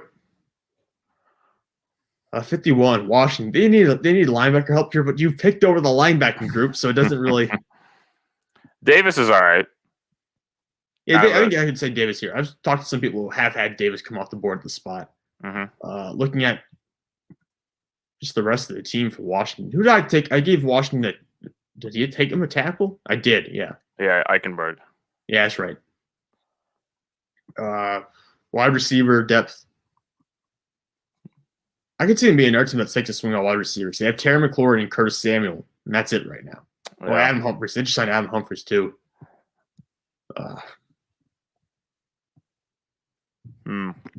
Really, linebacker is the position. It's killing me because it has to be linebacker in my opinion. But I am going to take Davis at the spot just because they need a linebacker. He's the only one who I consider worth a second round pick still at this point. Yeah, I agree. Buffalo. Finally, Buffalo gets a pick here because you made me do that trade for Mac Jones. They really need corners. I don't love the corners here. I agree. Edge rusher could be a move too. Wide receiver. They had two all pros. Diggs and Cole Beasley was an all pro. Right, all pros and Cole Beasley, but they could go wide receiver here, just kind of bolster Josh Allen's weapons there. I don't think I like the corners on the board enough to go here. Because again, they just really have slot guys available here. It's too early for a Debo too. I'm gonna go De'Ami Brown. That's a good pick. Yeah, I think if he falls that far, I think it's just a matter of he's a player who's phenomenal who fell this far. So I think it's the right play there. All right, brings up Tennessee. Tennessee, we already took care of their needs at wide receiver. I think we gave him Bateman. So looking at what they need now, cornerback depth. They do need a slot corner here. They're not going to necessarily get an outside guy unless they want to reach for Tyson Campbell, but they do need slot help here. You got Elijah Molden, who could be a slot corner / potentially safety for them. You got Asante Samuel Jr., who could be slot or even an outside guy, depending on how he develops. I am going to take Asante Samuel Jr. with the understanding there's going to be some potential risk here. But if you just start him in the slot, start his career in the slot, and then move him outside if he develops well.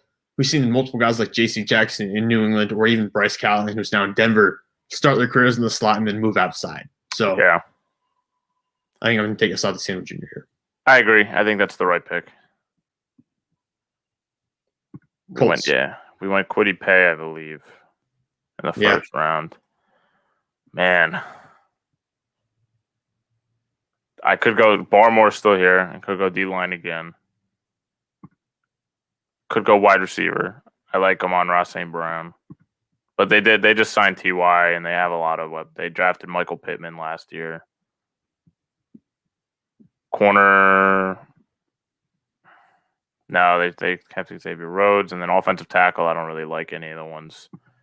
I think it'd be a reach for here. I'm going to go Barmore again. I'm going to go Christian Barmore. I think it's just the best player available. Kind of solidifies their defensive line a bit here. Oh, I get the pick for Pittsburgh now. Yeah, I get to. We don't get a tackle, Mark. You could reach. You could reach for a tackle here. Oh yeah, I could reach, Mark. I could reach for a hope. Yeah, that you've snatched from my grasp. Don't need a nickel corner, which is basically what the best players are available now at the spot are. Also, could take Javonte Williams. Honestly, I was going to say. Would not be a bad pick at this point, considering everything that's on the board. But, heck, I'll take Alex Leatherwood. I'll do it. Wow. Look, because the worst case scenario, he plays guard, and you want to know Pittsburgh? Pittsburgh's actually, well, you know what? Pittsburgh has guards that I'm actually okay with. I'm going to take Javonte Williams here, but just put like the asterisk next to this draft and say Mark screwed this entire thing. Mark screwed the whole thing. Mark screwed the Pittsburgh Steelers up in this draft. Yes, I did. You know it. You got Seattle, though. I think Seattle only has 3 picks in this year's draft, I'm pretty sure. Need to look at their depth chart. It's not great. It's just got to be – I got to look at the offensive line specifically. Who's this center? Ethan Pokic? They're pretty big. Yeah, he's not phenomenal. They upgraded. It looks like they tried to upgrade the offensive line in free agency a bit. Creed Humphreys would be a good pick here because they already have Brown at left tackle. I think they're going to go Creed Humphrey just to appease Russell Wilson, and they'll throw him at center. Maybe not right away, but. Yeah, because Ponsic is kind of a guy who is bounced around quite a bit. He's not very – yeah. He's not had a very stable NFL career. Exactly. Let's just put it that way. Oh, Los Angeles actually has a pick in this year's draft. Yeah, they have a high pick this year. How about that? It's tough, though. I always struggle. Rams and Seahawks, I always struggle drafting for. Yeah, because you're not going receiver here. You're not going quarterback, running back. Really, I don't think at this point you're not going interior offensive line. No. Which leaves what? Tackle. I like the kid out of Clemson. I just don't think he's going to play tackle. Carmen. That's the thing. Then you're drafting a guard. You're basically drafting interior offensive line again. Exactly. The corners you've got. Maybe you need a nickel guy because you got Troy Hill was your nickel who just left in free agency. So yeah. I think they can make the argument that's where it is. They need a linebacker help, but the linebackers in their scheme don't play too much. We don't have a linebacker on the board really worth taking. I'm going to give him Elijah Molden. I like Elijah Molden a lot. Yeah, I think that's a solid pick. I think I'd agree with you. Yeah, nickel corner is always good to go with. Because that basically takes up the Troy Hill role. And then you have Molden, Darius Williams, and Jalen Ramsey as your top 3 corners. That's a pretty good trio. That is pretty good. Baltimore. We went edge, right? I think we went Jalen Phillips. Yeah, we went Jason Owe here. Jason Owe, yeah. I really like Javon Holland, and I think they need a safety. I think that's what I'm going to go with. All right, they're getting Javon Holland. Yeah, because they have Chuck Clark, who I know they really like. Mm-hmm. But I don't know, like, what else they would. They would probably use a safety in that spot to help out, just secure that position a little bit more. Exactly. Brings up Cleveland would have loved to have had Barmore. Yes, they would have. I'm glad they don't get him in this mock, but they would have loved to have had Barmore and lined him up alongside Sheldon Richardson in the middle. But I mean, they need a linebacker help. They're not going to get it here because of how the draft has worked out. They recently signed Troy Hill and John Johnson, so I think the secondary is really solid at this point.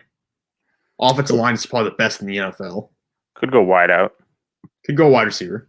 I could see wide out or D tackle. I like the two. My top two prospects still left at both positions. I really like for them here, so you can't go wrong. Let's just see the overall board. Yeah, I mean, I think you're probably going to go wide receiver here, or maybe jump in on a Davion Nixon. He's not. Nixon isn't my next guy, but who do you think is the best? You got Tommy. Yeah, Tommy Togai. Togai, yeah. Togai, yeah, I think he's good.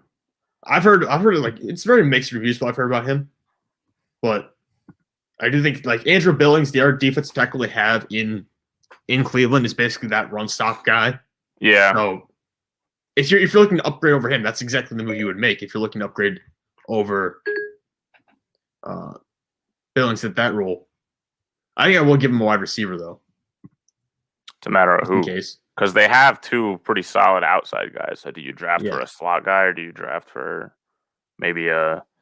Because I think you just kind of draft for best available. I mean, right? I mean, you just. But I don't look. I'm a Clemson fan. Even I don't think Amari Rodgers is really worth a second round pick. No, second round, no. I think there's two guys here I would draft in the second round. So you're talking about Amon-Ra St. Brown, and you mentioned Eskridge earlier, but yes, I would take Eskridge. Three then, because I know you don't like him. I like Nico Collins. I think he's good. Yeah, he's all right. Those are three this guys. This is a tough spot. I could see Cleveland honestly trading down from this spot because there really aren't. There's no one here. No, unless you want to go with Tyson Campbell.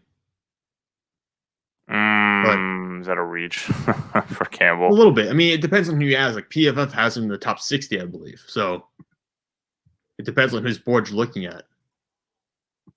I would trade down if I was Cleveland. I just don't know who would trade. I don't have a team that I really like to trade up. You have to trade up to the spot. Yeah. No, I agree with you.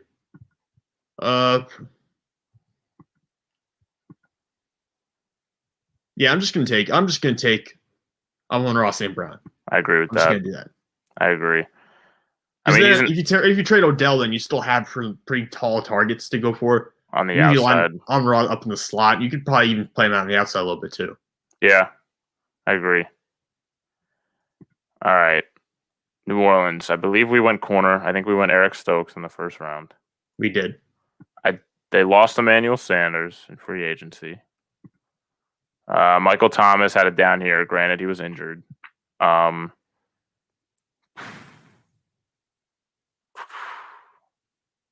going to go Nico Collins. They don't really have, that off the top of my head, I don't think they have a really kind of prototypical tall jump ball kind of receiver. But a double check. That's right. I think the combination is corner wide receiver for the Saints. I think that's got to be what they take in their top 2 picks this year. Yeah, and then looking at their depth chart, I don't like any of those behind Michael Thomas. So yeah, I'd go Nico Collins here. All right, the Bills are up. Who did I give Javonte Williams to? I did Pittsburgh. That's right. Yes, you did. Still in corner. They need outside corners though. That's the issue. Yeah, it'd be a reach.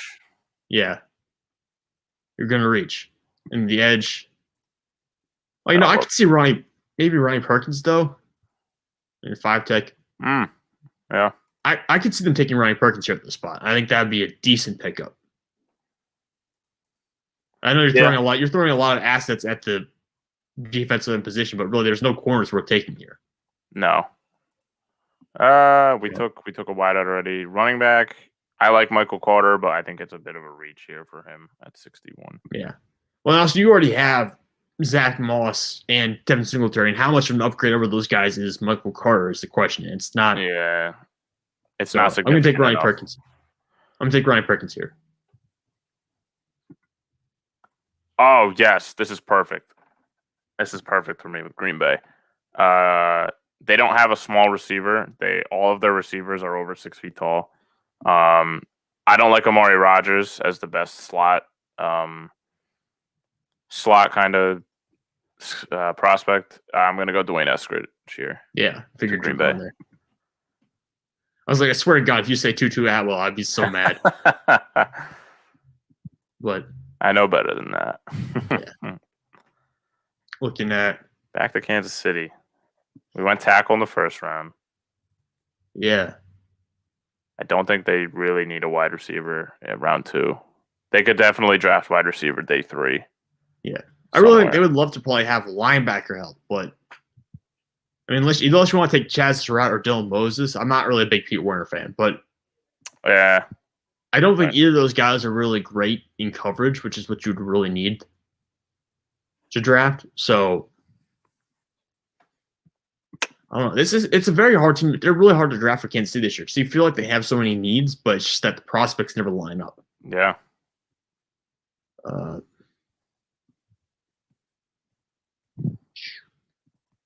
Actually, you know what? Look at safety because they have Tyrann Mathieu. Oh, but they have Juan Thornhill. Forgot about that. Mm-hmm.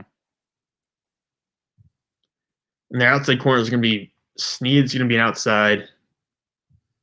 You know, I might just give him a slot corner here just to move this along because I'll spend forever looking at this. But I'll give him Aaron Robinson here, give him a slot corner. So they're going to put Snead, who was in the slot this past year, I think, for most of the time. They're going to move him outside.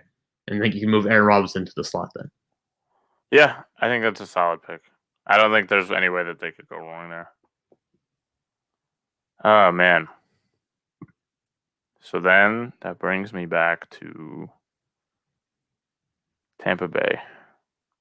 We went D-line first round. They really don't need much. They just won the Super Bowl.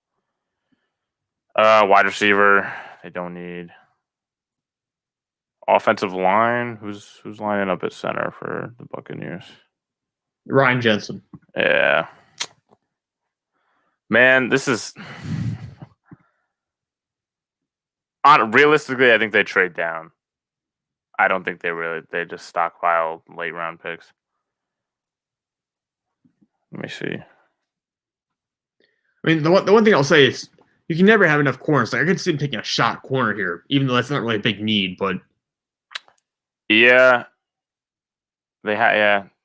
I could just see them adding corners. Yeah, I agree with that. My next best corner is Paulson Adebo, though. Oh. Yeah. Listen. Oh. I know Tyson Campbell's the.